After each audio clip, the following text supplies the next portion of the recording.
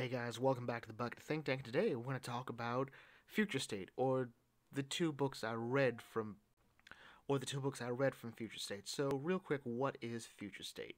So Future State is a 2-month event, spinning out of the events of Dark Knight's Death Metal. Technically, it also spun out of the events of um, DC Doomsday Clock, written by Jeff Johns, but some stuff happened. DC something something Doomsday Clock counts but doesn't count. So now we're going to death metal, which Snyder was really only going to use to finish off his own little story with Dark Knight's metal. But recent shakeups. I'm guessing also the firing of Dan DiDio, who I'm willing to bet a lot of people are starting to miss now. Have sort of pushed that event to have bigger ramifications. So now here we are. So Future State takes place in a sort of weird, unspecified future. Like, no one's dead, per se. Like, we're not in Batman Beyond level era future, and it's sort of like similar to the event Future State, which I'm reading and hating every time I turn a page. But this was really called 5G, or 5 Generations, and the whole plan was to sort of, among other things, introduce a full comprehensive timeline for the DC Universe, starting off with Wonder Woman being the first superhero, and then the JSA, and then Superman ushers in his own new era and whatnot. It's also explained why certain characters have been aging, and then we're supposed to get a whole new wave of characters taking over the mantle. Like, we have a new Batman, a new Wonder Woman, a new Flash, a new Superman, a new Green Lantern, and yeah. So here we are in a sort of, I'm guessing, a watered down version, or maybe this was always what 5G was supposed to be, just a 2-month event. I don't really remember enough. But anyway, out of the books that came out, I read two first, and that is The Next Batman and Wonder Woman. So it's important to note that there are two kinds of books in Future State. There's the 2-issue runs, which is what Wonder Woman is, and the 4-issue runs, which cost an ungodly amount of money, which is not necessary for any book, any single issue. The Next Batman, written by John Ridley, who wrote 12 Years a Slave. And when I mean the price is unnecessary, it's like $7. You could buy a manga volume. Most manga would cost you about $6.99 on Comixology.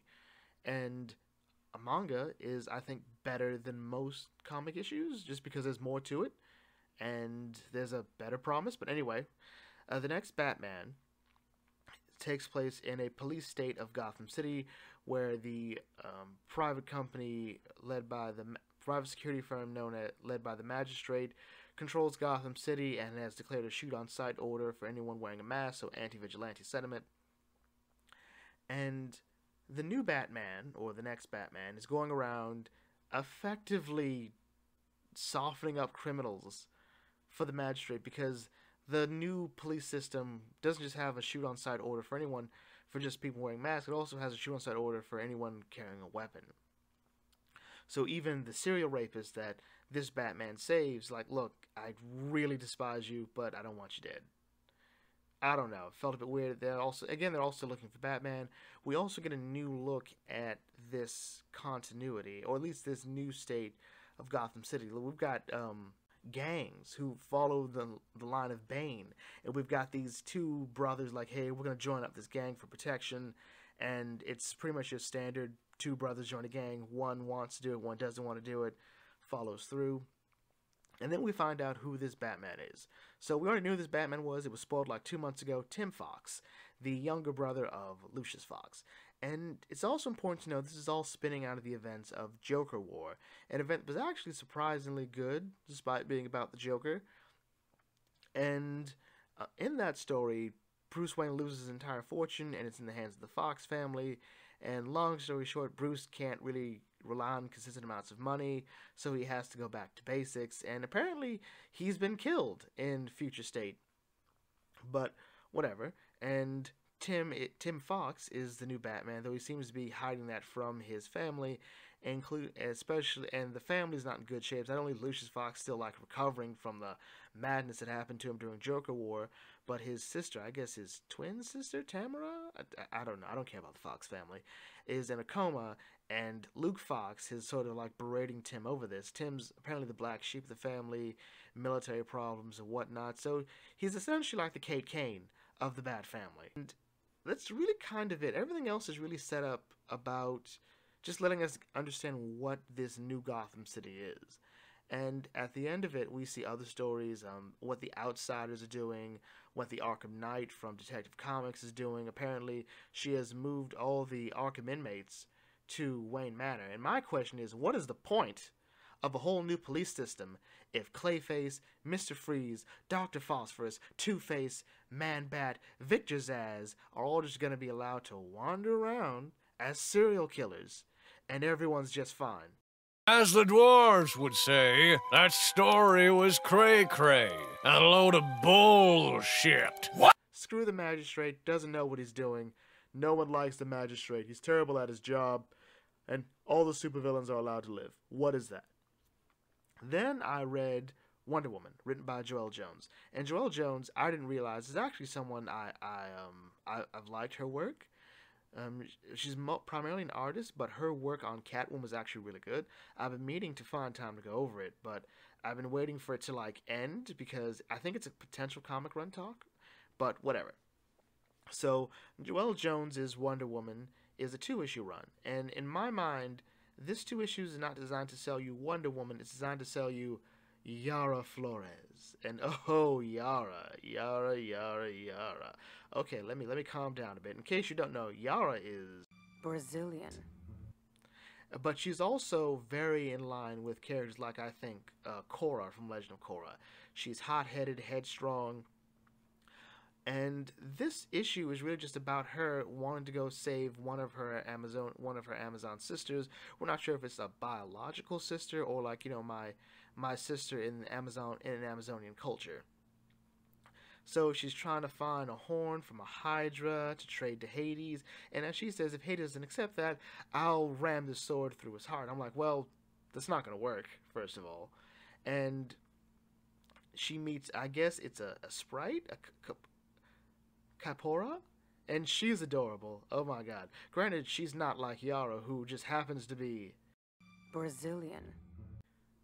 I'm sorry, but she and these two have rapport. One thing I like about Yara's character is it's a bit undignified. Wonder Woman has always been a very dignified character, and I love that about her. And it can sometimes make her a bit hard to approach. And a big problem I had with my only real problem with Yara's character is I felt like we could have also used Cassie Sandsmark for this. Why are we undercutting Cassie Sandsmark? But whatever. Kaipora and Yara seem to have a history of back and forth. Apparently, Kaipora has committed 1 or 2 pranks on Yara, primarily because she quit smoking, and, you know, it's been a problem. She just needs to, like, unwind. Like, look, don't take the Hydra's horn. I'll make a deal with you. I'll take you to the underworld myself as my personal guest, because she has a rewards card. She's a big member, and there's a really cool scene with the underworld, which I always sort of... It's sort of an overdone joke, especially if you read Percy Jackson, about the lines, the bureaucracies in the underworld. Apparently, Kaipora has a gold tier membership. Like, so, what exactly does a platinum tier membership entail? Like, what are the perks and privileges of that? And Yara shows how impatient she is as she goes to the gate, and she's like, why is this coming off? Let's break it. Oh, like, oh, sorry, I broke it. And she has a Pegasus named Jerry, and that is hilarious to me, because I never realized Jerry is a perfect name for a Pegasus. Or maybe I'm just guilty of liking Yara too much, because she's Brazilian. We're going to stop that at some point. So, yeah, even in line, what I liked about Yara is that, you know, she's headstrong, but doesn't quite think things through. She doesn't quite think of the plan through. Because Kaipora takes to the underworld like, yeah, you're still going to have to pay your own way, you know, the payment to travel the river Styx. And she actually tries to steal money from the guy in front of her, and that leads to a fight. And she's like, yeah, well, we'll just fight our way through. That wakes up Service. She's like, oh, yeah. So, yeah, that was Future State's Next Batman and Wonder Woman. I'm gonna see Batman through to the end. This price is still terrible, so it better be worth it. Again, I think Future State Wonder Woman is designed to sell you Yara as Wonder Woman, as opposed to this book trying to sell you Wonder Woman. Because from what I've heard, Yara will be in the Wonder Girls book, so that'll be interesting to see how that plays out. Currently, where Diana is, we don't quite know. We'll find out later on in Future State. So anyway, with that in mind, let's bring this video to a close here. If you're new to the Bucket Think Tank, feel free to like, comment, share, subscribe. Check out some other videos, and I'll catch you all later. This is Bucket Think Tank signing off. Thanks for watching, and as always, may your fandom serve you well. Brazilian.